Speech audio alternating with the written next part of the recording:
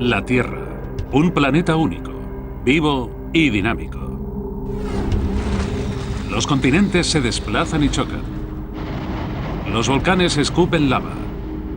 Los glaciares crecen y menguan.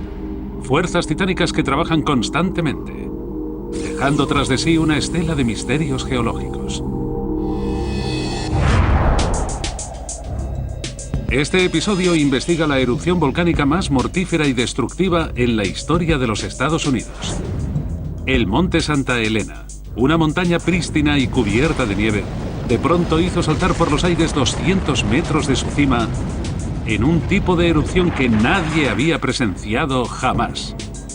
Los científicos que tratan de comprender qué hizo de este evento algo tan letal descubrirán pruebas de uno de los mayores corrimientos de tierra de la historia. Una onda expansiva lateral que destruyó 595 kilómetros cuadrados de bosque y provocó corrientes de barro descomunales que arrasaron los valles y destruyeron todo a su paso. Lo que los científicos han descubierto sobre este evento permitirá a los geólogos dar un paso más para comprender cómo se hizo la Tierra. Así se hizo la Tierra.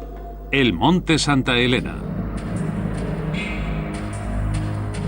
En el estado de Washington, a 160 kilómetros al sur de Seattle, se alza el Monte Santa Elena, uno de los 20 volcanes principales que forman parte de la Cordillera de las Cascadas, en la costa oeste de Norteamérica.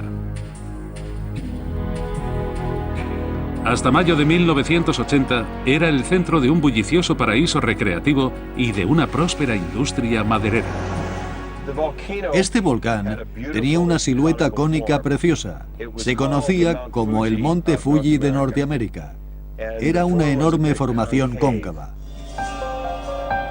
Pero debajo de tanta belleza se ocultaba un secreto terrible.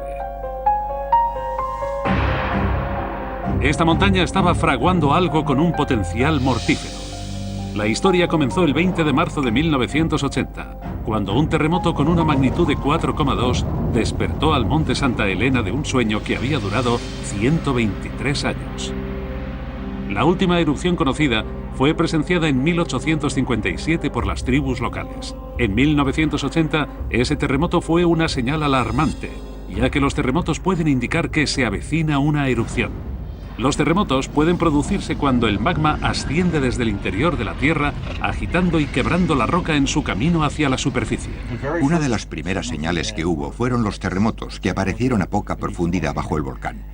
En cuestión de pocos días, se hizo evidente que esto era algo fuera de lo común, así que se extendió el rumor por la comunidad científica de todo el país y pronto todos empezamos a reunirnos en el Monte Santa Elena para intentar averiguar lo que estaba pasando, y lo que vimos fue que el volcán se estaba volviendo más y más activo. Los volcanes son peligrosos porque son difícilmente predecibles. Y en 1980 la ciencia de la predicción de erupciones volcánicas aún estaba en sus etapas iniciales. La última erupción explosiva que se había producido en los estados continentales fue la de Lassen Peak, California, en 1915. Desde entonces, casi toda la experiencia que los vulcanólogos habían adquirido provenía del estudio de las sosegadas corrientes de lava de Hawái. Los volcanes son sistemas naturales terriblemente complejos y siempre están llenos de sorpresas. Santa Elena nos sorprende en todo momento, igual que otros volcanes, pero estamos aprendiendo. Armados con los equipos científicos más avanzados, los vulcanólogos estaban ansiosos por estudiar una posible erupción.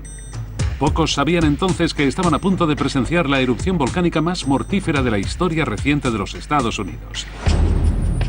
En Coldwater Ridge, a 9 kilómetros al noreste del volcán, instalaron un remolque con un equipo muy sofisticado y comenzaron a controlar la montaña muy de cerca. Desde allí, tenían una vista perfecta del volcán. Teníamos asientos de primera fila para contemplar la evolución y el despertar de uno de los principales volcanes de las Cascadas.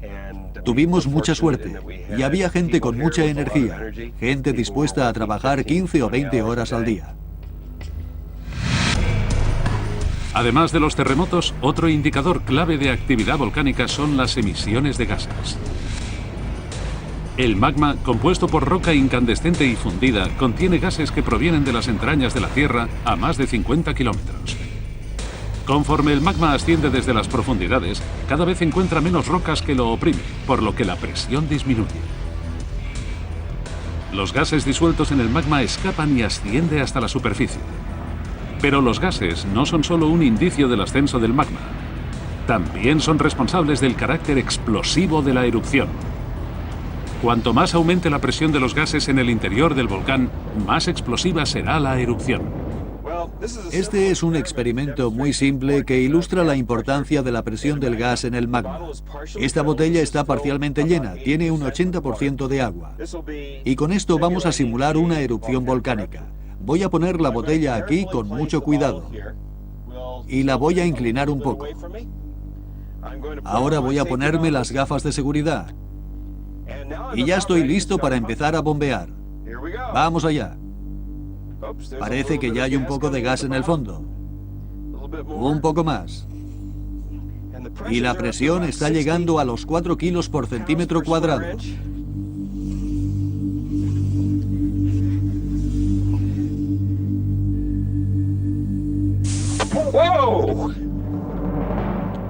¿Lo hemos conseguido? ¡Lo hemos conseguido! ¡Sí! Como en la botella, la presencia de gas en la superficie de un volcán es un signo inequívoco de que se avecina una erupción. En la primavera de 1980, la tarea de Casadevall era detectar estas emisiones de gas. El gas que buscaba era dióxido de azufre. Se trata de un gas que huele a huevos podridos y viene asociado a actividad volcánica. Pero la clave para las mediciones no era el olor.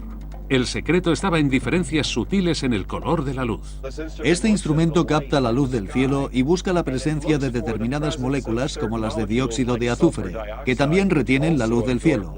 Y lo que hace es medir la diferencia entre la luz que absorbe el dióxido de azufre y la luz que hay en el resto del cielo. Durante marzo y abril de 1980, Casadevall y su equipo emplearon este instrumento para medir la cantidad de emisiones de gases. Suponían que los niveles de gas aumentarían antes de la erupción, conforme más y más magma ascendiera en el interior del volcán. Pero en 1980, esa suposición demostró ser incorrecta. Las emisiones de gas no variaron ni siquiera cuando los terremotos se volvieron más fuertes, y se registraron cientos de pequeños temblores.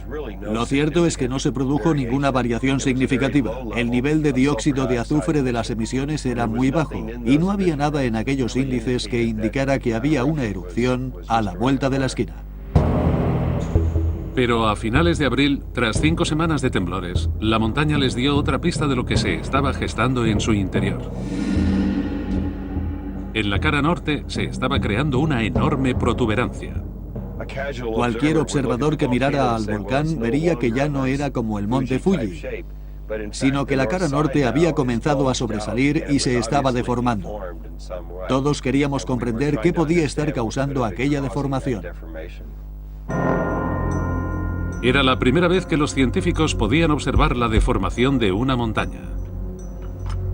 En Coldwater Ridge instalaron un instrumento que emplea tecnología láser para hacer mediciones precisas de la velocidad a la que crecía la protuberancia. Lo que tratábamos de hacer era emitir un rayo láser desde este instrumento hasta un reflector que había en el volcán. Y al recibir la señal reflejada podríamos medir la distancia. Los reflectores que emplearon eran pequeños espejos de unos 7 centímetros que habían colocado en la protuberancia. Lo que ocurrió en 1980, antes del 18 de mayo, fue que la cara norte del volcán comenzó a sobresalir, por lo que la distancia empezó a reducirse. Y lo que detectamos fue que desde Coldwater 2, esa distancia disminuía alrededor de 1,5 metros al día. El 11 de mayo la protuberancia había crecido hasta alcanzar 137 metros. Jurisin tenía el presentimiento de que el causante era el magma. Como vulcanólogo siempre quieres saber lo que ocurre bajo la superficie de la Tierra y ese es el gran desafío porque nunca podrás estar ahí, solo puedes observar desde la superficie. Sabíamos que la cara norte se estaba deformando y sabíamos que algo debía estar causando esa deformación. ¿Qué podría ser? Podría ser magma que intentaba salir del volcán y por eso estaba empujando la cara norte. Eso era una posibilidad. Quizá los terremotos estuvieran haciendo que el volcán se volviera inestable por culpa de la gravedad. Quizá solo fuera un corrimiento de tierra muy lento. Era algo difícil de comprender y no teníamos medidas que nos indicaran la causa. Lo más plausible era que el magma estuviera intentando salir de debajo del volcán.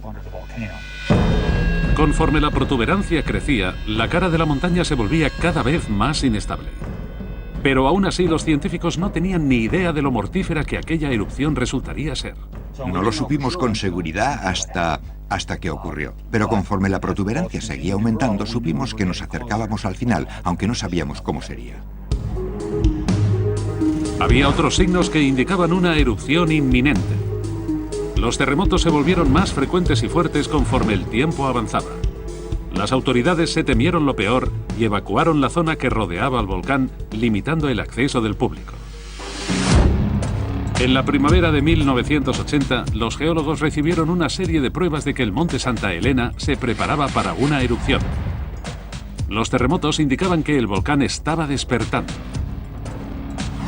A pesar de que las emisiones de gas eran bajas y estables, una protuberancia en la cara norte indicaba que el magma estaba ascendiendo. Misteriosamente, tras el 14 de mayo, el volcán se tranquilizó. Apenas se producía actividad sísmica y la protuberancia crecía a un ritmo menor. El 17 de mayo, las autoridades cedieron a la presión y permitieron el acceso de residentes a la zona restringida para que recogieran lo que pudieran. Un segundo grupo debía acceder a las 10 de la mañana del día siguiente, pero aquel día ocurrió el desastre.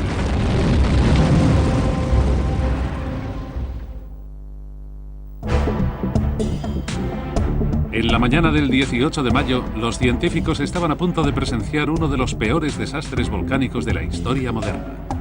Durante más de 2 meses, un equipo de vulcanólogos ha estado controlando el monte Santa Elena. Otra razón por la que el 18 de mayo fue toda una sorpresa fue que en todos los datos que habíamos recogido hasta ese momento no había nada que indicara que el 18 fuera a ser el día. David Johnston, un joven vulcanólogo del Servicio Geológico de los Estados Unidos, estaba de guardia aquel día. Pasó la noche en Coldwater Ridge para realizar mediciones de la protuberancia.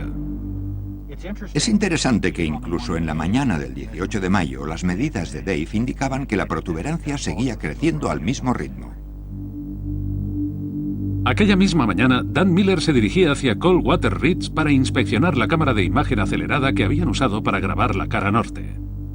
Me dirigí hacia el norte por la Interestatal 5 entre Vancouver y Washington, y tras conducir varios kilómetros hay un punto elevado por el que pasa la autopista y se puede mirar al este y ver el monte Santa Elena. Así que miré hacia allí, era un día muy claro, y pude ver el monte Santa Elena con una nube gigante con forma de hongo que se alzaba por encima.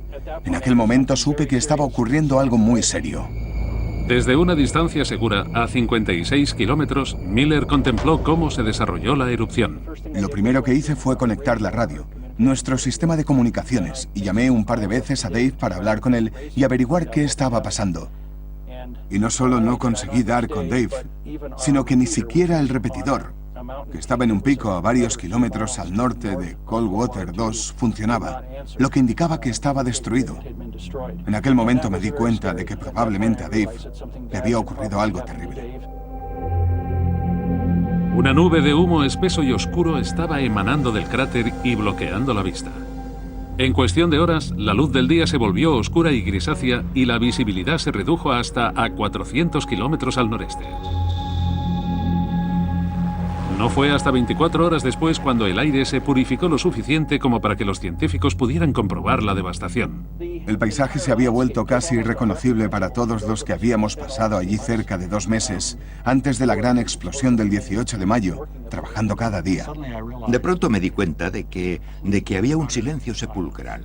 No había insectos, no había animales pequeños y tampoco había colores. El único color era gris ceniza hasta donde alcanzaba la vista. Conseguimos llegar a lo alto de un cerro y desde allí vimos la pequeña cantera, donde el remolque de Dave y nuestro propio vehículo estaban aparcados en la mañana del 18 de mayo y vimos que habían desaparecido. Era un lugar terrible. Nadie que estuviera en Coldwater 2 el 18 de mayo tuvo ninguna oportunidad. Ni Johnston ni el remolque se encontraron jamás. Murieron un total de 57 personas, junto con miles de ciervos, alces, osos o otros animales. 595 kilómetros cuadrados de bosque quedaron destruidos. y la erupción abrió un cráter de 600 metros de ancho en la cima. Ya no era un volcán con una silueta como la del monte Fuji. De hecho, se podía ver que la cima del volcán había desaparecido, o que estaba oculta. En los meses siguientes, los científicos se enfrentaron a la difícil tarea de esclarecer qué ocurrió exactamente aquel fatídico día. Escudriñaron el terreno en busca de pistas y ordenaron de forma sistemática la cadena de acontecimientos que había causado aquella devastación. La primera pista importante era un terremoto de 5,2 grados que sacudió el monte Santa Elena a las 8:32 de aquella mañana. El segundo grupo de pruebas eran las fotografías tomadas por turistas que sobrevolaban la montaña al mismo tiempo. Los que lo vieron desde arriba pudieron tomar una serie de fotografías que mostraban cómo se deformaba la cima de la montaña, y justo después de eso toda la cara de la montaña comenzó a moverse hacia un lado. Mediante una serie de fotografías pudieron documentar cómo se derrumbó la protuberancia. El terremoto de magnitud 5,1 hizo que toda la cara norte, que ya estaba debilitada por la deformación, se derrumbara creando un gran corrimiento de tierra. El volcán ya no pudo aguantar más, y la cara norte se volvió muy inestable y se derrumbó. En cuestión de segundos, 390 metros de montaña se derrumbaron y lo destruyeron todo a su paso. Lo que solía ser un tranquilo valle montañoso, atravesado por el río Tútel, estaba ahora cubierto por una capa de derrubios de hasta 200 metros de grosor, dando lugar a un terreno accidentado y repleto de montículos. A partir de la cantidad de derrubios del corrimiento, los científicos calcularon que 3 kilómetros cúbicos de roca se deslizaron por la montaña, suficiente como para cubrir Washington DC bajo 15 metros de escombros. Fue uno de los corrimientos de tierra más grandes de los que se tiene constancia. Abrió un enorme agujero en la cara de la montaña de casi 3 kilómetros de ancho y 600 metros de profundidad. Para los científicos resultaba todo un misterio por qué toda la cara norte de la montaña se derrumbó de pronto. Hoy los geólogos aún pueden seguir la senda de destrucción. Lo que tenemos aquí es parte de una enorme avalancha de derrubios. Este es uno de los montículos. Y aquí hay un afloramiento rocoso que se ha formado en el montículo. Lo primero que nos dice la coloración es que esta roca ha sido alterada. Esta coloración supone una pista muy importante sobre por qué el corrimiento fue tan grande. En lugar del negro característico de la roca volcánica, esta es amarilla. Es un indicio de que la roca entró en contacto con agua caliente, lo que hizo que algunos minerales se volvieran amarillos. Los geólogos encontraron las mismas rocas amarillentas en las paredes de cráter, lo que indica que la decoloración debió producirse en la montaña antes de la erupción. El agua de lluvia o de los glaciares se filtra por la montaña, entonces se acerca al magma, se calienta y vuelve a ascender por la montaña. Y es cuando altera la composición química de estas rocas y les da todos estos colores diferentes. Pero el agua caliente no solo cambió el color, también y más importante, debilitó la roca. Se puede ver que estas rocas se desmenuzan solo con rasparlas con el pico. Y la razón por la que se desmenuzan es porque cuando el agua caliente se filtra, en ocasiones altera la arcilla y otros materiales blandos, por lo que cualquier otra roca puede ser más resistente. Esta roca amarilla y blanda no solo se encuentra aquí, sino que se extiende por 30 kilómetros del valle, lo que sugiere que gran parte de la montaña estaba descompuesta y muy debilitada antes de la erupción. Lo que probablemente había ocurrido a lo largo de miles de años era que el magma del interior del volcán calentaba el agua y que esta agua ácida poco a poco había debilitado el centro del volcán, algo que no se notaba en la superficie. Cuando la protuberancia de la cara norte se derrumbó, se llevó consigo grandes partes del volcán descompuesto, dejando tras de sí la forma de herradura por la que Santa Elena es famoso hoy en día. Este volcán es una montaña de arena, por así decirlo. Tiene una estructura interna muy débil y poca resistencia. Así que cuando se produjo el desprendimiento, gran parte de la montaña también se derrumbó.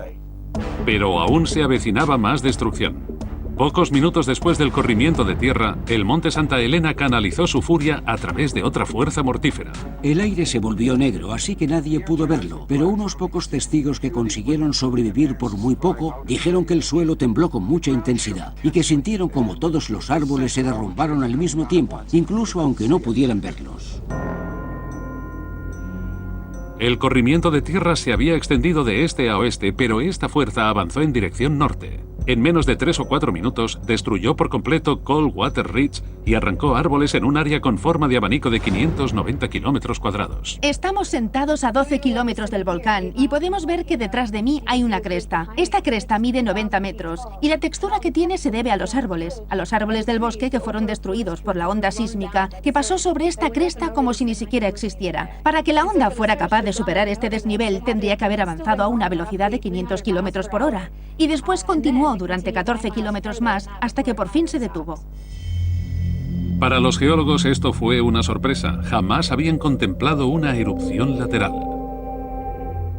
Todos nosotros habíamos estudiado en la escuela la idea de que los volcanes hacen erupción hacia arriba, hacia la atmósfera. Erupcionan en vertical. Y creo que todos nosotros pensábamos que esa sería la clase de erupción que íbamos a ver en el monte Santa Elena. Porque así es como los volcanes hacen erupción. Los científicos estaban intrigados por saber qué había causado esta erupción lateral. De modo que comenzaron a escudriñar el terreno en busca de pruebas. A 5 kilómetros al noreste del cráter, Wade vuelve a visitar los viejos depósitos. Mezcladas con la arena carbonizada de los árboles destruidos, también encuentra rocas. Para el ojo inexperto eso no tiene nada de especial, pero no así para los expertos. Es una roca joven y es relativamente ligera, tiene muchos espacios vacíos, como pequeñas burbujas que han quedado incrustadas en la roca. Es la clase de roca que se estaba formando a partir de un líquido incandescente y casi sólido que se estaba acumulando en el interior del monte Santa Elena y formando la protuberancia que se derrumbó el 18 de mayo. Esta pequeña roca resultó ser una prueba crucial para los científicos que trataban de esclarecer la cadena de sucesos. Cuando el corrimiento de tierra abrió un agujero en la cara norte de la montaña, el magma que había dejado quedó al descubierto. Sin un tapón de tierra que lo mantuviera sellado, el magma se expandió de pronto hacia afuera, llevando consigo rocas de interior de la montaña. Debemos imaginar una especie de huracán de ceniza de un tamaño colosal. Era una nube de rocas, cenizas y gases calientes que podía tener varios cientos de metros de grosor y que se extendía por el terreno a una velocidad de varios cientos de kilómetros por hora. Fue una mezcla muy turbulenta con rocas de 2 o 3 metros de diámetro volando por los aires. Fue algo muy destructivo. Después de la primera oleada, el monte Santa Elena quedó en silencio. Durante media hora reinó la calma y la tranquilidad. Entonces, el volcán comenzó a dirigir su furia hacia el cielo. Una gigantesca nube con forma de hongo se formó sobre el volcán, 3 veces más alta que el monte Everest. Las violentas explosiones se sucedieron durante horas, liberando una cantidad de energía similar a la de 27.000 bombas como la de Hiroshima. Lo que ocurrió el 18 de mayo de 1980 fue un evento histórico para los científicos. Les ofreció una oportunidad inigualable para estudiar una erupción lateral. Las rocas decoloradas del valle y de las paredes del cráter probaron que la montaña ya estaba descompuesta antes de la erupción. Las rocas volcánicas grisáceas a 14 kilómetros del volcán indicaron que el corrimiento desencadenó una erupción lateral masiva. A las 5:30 de la tarde, el volcán comenzó a tranquilizarse hasta que finalmente se detuvo. Pero el peligro aún era inminente, ya que la erupción tuvo otro efecto cataclísmico.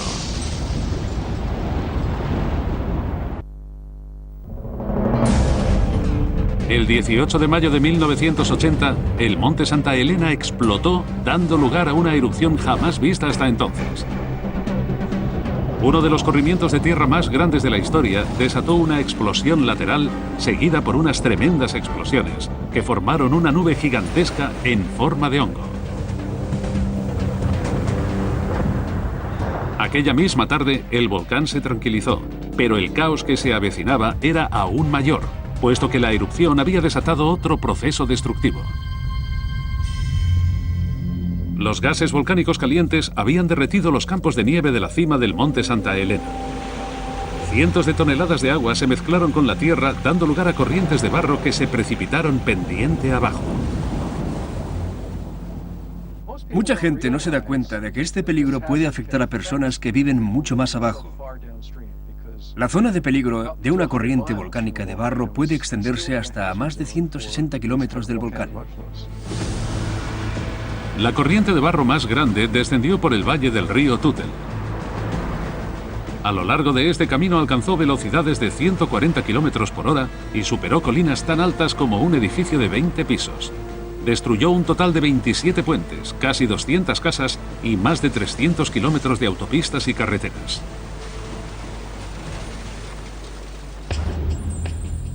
Hoy, las cicatrices aún se conservan a orillas del río Toutle.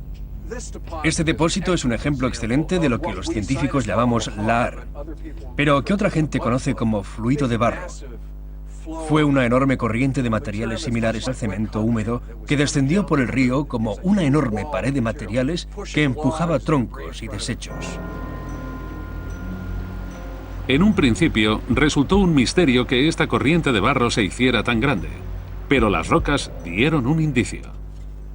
Lo que tenemos aquí son rocas de diferentes tipos que provienen del monte Santa Elena. Algunas son del cono original del volcán, que se derrumbó con la avalancha de derrubios. Los geólogos pudieron entonces reconstruir lo que había causado unas corrientes de barro tan destructivas. Estas rocas, procedentes de la parte superior del volcán, llegaron hasta aquí con el corrimiento que se extendió por el valle durante los primeros minutos de la erupción. Cuando el agua del deshielo se mezcló con los derrubios del corrimiento, se formó una gigantesca corriente de barro. Este gigantesco torrente se prolongó hasta bien entrada la noche y depositó más de 290 kilómetros cúbicos de barro a lo largo de su camino. 30 años después, las pruebas de su enorme poder destructivo aún son visibles. El lahar pasó por aquí y enterró este bosque por completo. Los troncos de estos árboles son lo poco que queda de lo que se suele denominar un bosque fantasma. Todo quedó enterrado bajo el lahar y los árboles murieron. Y ahora podemos verlos por la erosión del río, cuya corriente ha erosionado la orilla y los ha dejado al descubierto. Esto es una prueba fantástica del poder y de la destrucción de este lahar, que inundó por completo la parte baja del valle. Pero existe un depósito corriente arriba que ha confundido a los investigadores.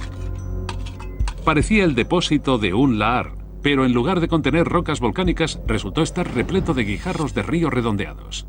Los científicos que estudiaron esto por primera vez no estaban seguros de que fuera el depósito de un lahar porque contenía muchas rocas de río, lo que es más característico de depósitos de lechos de río que de lahar. Pero entonces se dieron cuenta de que tenía una matriz muy dura y compacta y que no estaba ni estratificada ni dividida en capas. Así que llegaron a la conclusión de que debió ser un lahar enorme, algo probablemente del tamaño del río Amazonas. Los científicos quedaron desconcertados. Este depósito no solo contenía piedras de río redondeadas, sino que era mucho más grande que el depósito de la corriente de barro que asoló el valle el 18 de mayo. Si no era parte del lahar de 1980, ¿de dónde había salido? Los geólogos decidieron continuar con la investigación y tomaron muestras para el laboratorio. La datación por radiocarbono indicó que este depósito arrasó el valle hace 3.000 años. Si hubiéramos estado aquí hace unos 3.000 años, probablemente habríamos oído un ligero murmullo que se habría vuelto más y más alto. Y de no haber tenido en cuenta esa advertencia, habríamos visto un enorme muro de árboles y escombros que bajó por este meandro a 50 o 60 kilómetros por hora y que habría tenido decenas de metros de alto. Y ese muro de escombros, de lodo y de roca habría avanzado por esta zona como un enorme tren de mercancías y literalmente habría arrancado a su paso todo lo que hubiera encontrado en el valle. ¿Pero de dónde vino esta monstruosa corriente? El único lugar que pudo haber acogido tal cantidad de agua y guijarros era el lago Spirit, 56 kilómetros corriente arriba. Este descubrimiento resultó ser crucial, pues existía un peligro inminente de que la naturaleza lo repitiera. El corrimiento de tierra que desató la erupción de 1980 no solo fluyó hacia el oeste a través del valle del Toutle, también fluyó hacia el este, hacia el lago Spirit, y bloqueó su salida. Conforme los ríos y el agua del deshielo continuaban confluyendo, el nivel del agua subió peligrosamente. Se convirtió en una llamada de atención para toda la comunidad. Porque si esta clase de inundación, si este lahar se produjo en el pasado, podría volver a ocurrir. Y los depósitos de 1980 volvieron a bloquear el lago Spirit con un tipo de dique muy poco resistente, similar al que existió en el pasado. Las autoridades tenían que actuar con rapidez. En un par de años el lago Spirit podía llenarse de nuevo. Y si se permitía que se desbordara, eso podía causar una inundación catastrófica similar a la que se produjo 3000 años antes.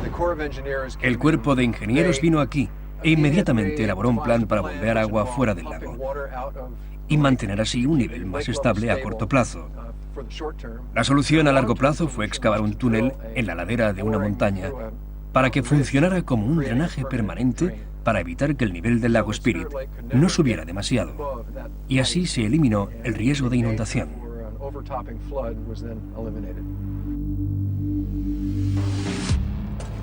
Los científicos comprendieron entonces lo que ocurrió el 18 de mayo.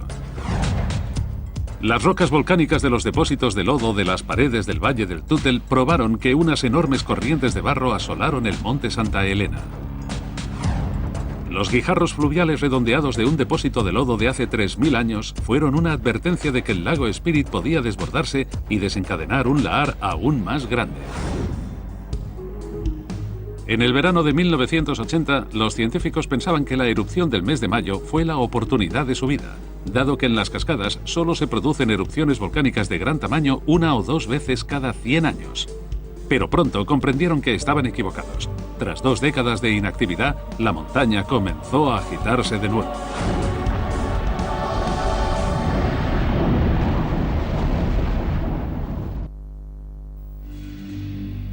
La explosión del monte Santa Elena en mayo de 1980 marcó la montaña con un enorme cráter en su cara norte.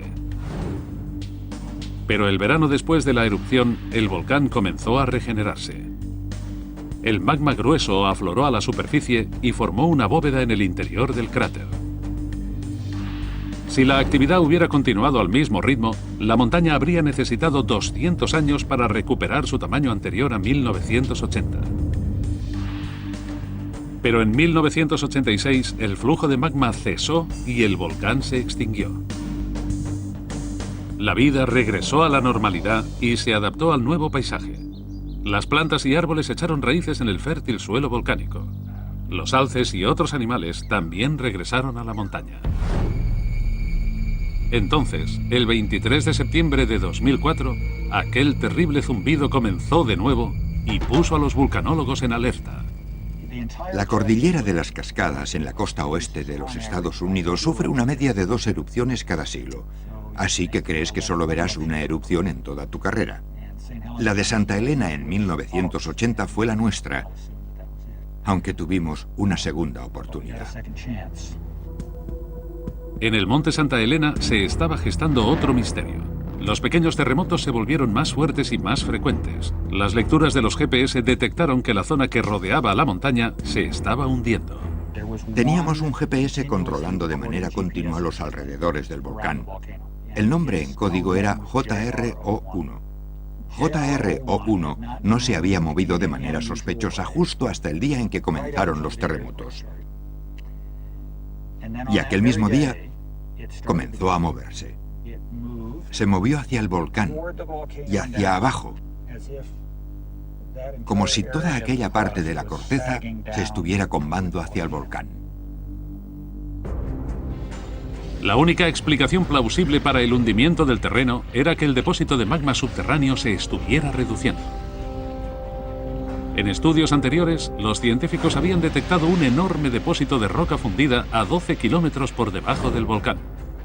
Si se estaba reduciendo, el magma debía estar ascendiendo hacia la chimenea del volcán. Esta nueva actividad hizo que la preocupación se extendiera. Los científicos temían que se avecinara una nueva erupción, pero estaban desconcertados por no saber de qué tipo sería. En busca de respuestas, los científicos indagaron en la historia del monte Santa Elena. Cada volcán es algo individual, tiene un tipo de erupciones y unos rasgos particulares, y lo que han hecho en el pasado es lo que harán en el futuro. La historia de las erupciones pasadas reside en la antigua roca volcánica. Mike Klein se ha especializado en analizar estos viejos depósitos. Al suroeste de Santa Elena estudia una zona repleta de grandes rocas oscuras.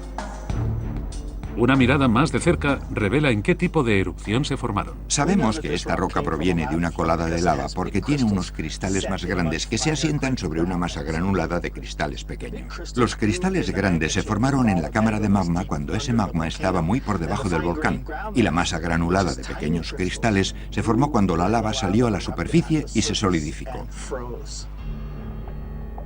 La datación por radiocarbono estableció que estas rocas se formaron hace 2500 años. La naturaleza de la erupción en la que se formaron fue lenta y progresiva. Esta clase de colada de lava brota de la montaña en estado líquido y se desliza por la ladera de la montaña por efecto de la gravedad. Conforme fluye por la ladera, se vuelve tan viscosa que ya no puede avanzar más. Y llegada a ese punto se detiene. Y eso es lo que vemos aquí, el resultado de una colada de lava de este tipo. No es algo peligroso, puedes sentarte y ver cómo se acerca. Gracias a depósitos como estos, los científicos supieron que el Monte Santa Elena había producido una serie de coladas muy tranquilas a lo largo de los últimos 300.000 años. Poco a poco, la montaña pasó de ser un montículo rocoso a convertirse en un volcán cónico. Pero al noreste de la montaña, Klein ha encontrado un depósito diferente que cuenta un capítulo mucho más peligroso del pasado del Monte Santa Elena. Si analizamos este depósito, veremos un par de características muy importantes. La primera es que es poco compacto y está compuesto por fragmentos de roca del mismo tamaño. Otra característica importante es que los fragmentos de roca están en contacto unos con otros, no hay otros materiales en medio. Eso nos indica que estos fragmentos de roca llegaron aquí tras caer por el aire. Se trata de una erupción explosiva que envía los materiales a mucha altura y cuando el viento deja de soplar, comienzan a caer y se amontonan aquí. Los fragmentos son rocas de pumita muy ligera que se formaron durante una erupción muy violenta similar a la que produjo la nube con forma de hongo de mayo de 1980. Pero la datación temporal reveló que este depósito era mucho más antiguo. Este evento se produjo hace 3.500 años. Y en comparación con la erupción de 1980, los científicos encontraron pruebas de que fue mucho más peligrosa y escupió 4 veces más cantidad de roca y ceniza. Fue la mayor erupción en la historia del Monte Santa Elena, y en aquella ocasión llegó a escupir 4 kilómetros cúbicos de material. Y lo sabemos porque hemos localizado el depósito, y hemos medido el grosor y la distancia, y al unir todos esos factores obtienes la magnitud de la erupción. Este depósito puede extenderse hasta el centro de Canadá. El estudio del pasado del Monte Santa Elena ha revelado que tiene una naturaleza eruptiva impredecible. El pasado del Monte Santa Elena lo tiene todo, desde coladas relativamente benignas hasta erupciones violentas. Cuando el volcán está activo, resulta difícil saber cuál de estas posibilidades será la que tenga lugar. Por supuesto, los científicos discutimos y argumentamos sobre toda clase de cosas que pensamos que van a ocurrir, pero nadie sabe con certeza lo que ocurrirá. Los científicos que investigan el Monte Santa Elena han descubierto pistas que muestran diferentes comportamientos eruptivos en el pasado. Rocas grandes y oscuras que indican que puede generar coladas lentas y mansas. Grandes depósitos de pumita, prueba de que se produjo una antigua y peligrosa erupción 4 veces más grande que la de 1980. Por suerte, el evento que se produjo en 2004 tomó el primer camino. El magma llegó a alcanzar la superficie, pero ya había perdido su poder explosivo. Fluyó como si fuera pasta de dientes en una erupción que dio lugar a una formación de magma. Mientras los geólogos continuaban con el estudio del Monte Santa Elena, otro volcán a 6.000 kilómetros de allí comenzó a despertar. Gracias a la experiencia de 1980, los científicos supieron que una gran catástrofe se avecinaba y esta vez había 12.000 vidas en peligro.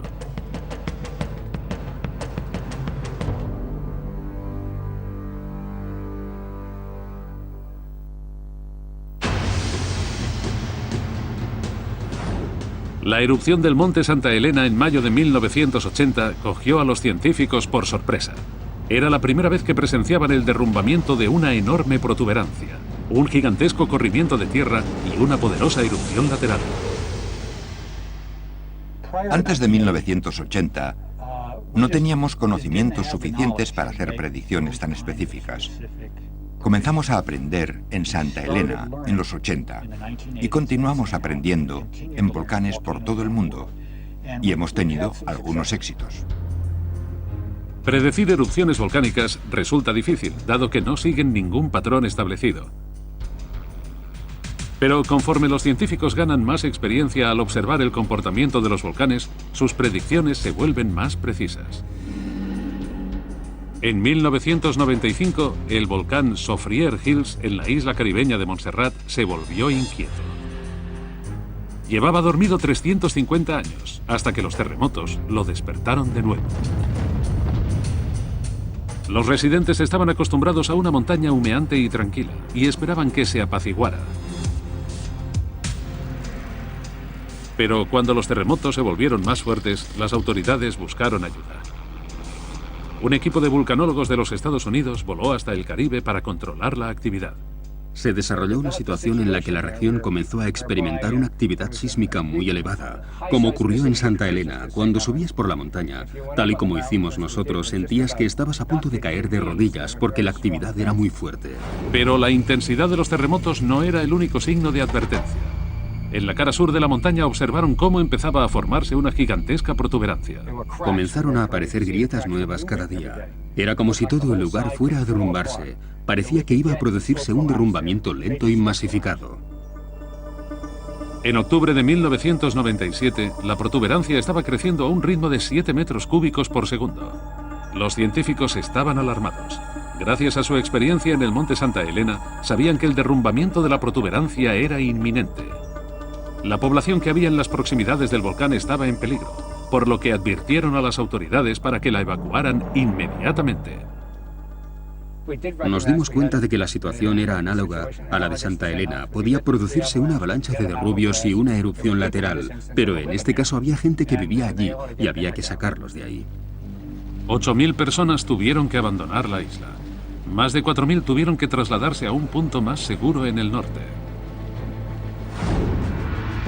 El 26 de diciembre de 1997, el volcán atacó. Tras una serie de fuertes temblores, una gran parte de la protuberancia se desprendió y el estruendo se apoderó del valle. Como en el Monte Santa Elena, el corrimiento de tierra repentino liberó la presión del magma que había dejado. Una explosión lateral se extendió hacia el sur y creó una columna vertical de ceniza de 10.000 metros de altura. En 15 minutos, la erupción destruyó 10 kilómetros cuadrados de la isla y enterró por completo la capital, Plymouth, bajo 11 metros de barro. No solo quedó muy dañada, sino que quedó destruida. Hubo un bulldozer que fue arrastrado hasta el mar y cayó al agua. Como resultado de todo, la fuerza lateral fue algo tremendo.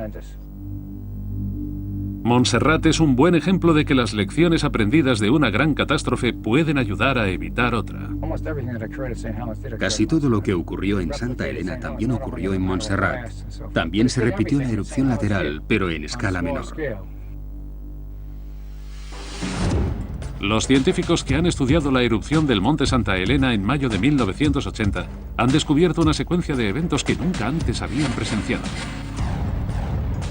Una protuberancia en la cara norte de la montaña fue un indicio de que una cámara de magma se estaba acumulando en el interior del volcán. Las rocas volcánicas y grisáceas de la protuberancia encontradas a 8 kilómetros indican que se produjo una erupción lateral muy fuerte.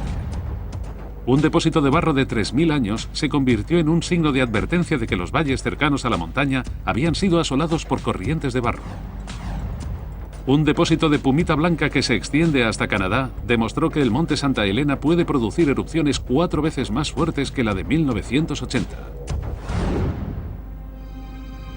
Tal y como ha demostrado esta investigación, el Monte Santa Elena está lleno de sorpresas. Yo pienso en Santa Elena como en un adolescente entre los volcanes de las cascadas. Es joven, vigoroso, activo, explosivo, lleno de energía. Incluso aunque nos parezca que está latente, está muy activo y sigue haciendo lo mismo que ha hecho durante decenas de miles de años. El monte Santa Elena parece decidido a continuar con sus impulsos erráticos y a veces violentos. Su potencial mortífero es un claro recordatorio de que la Tierra nunca descansa.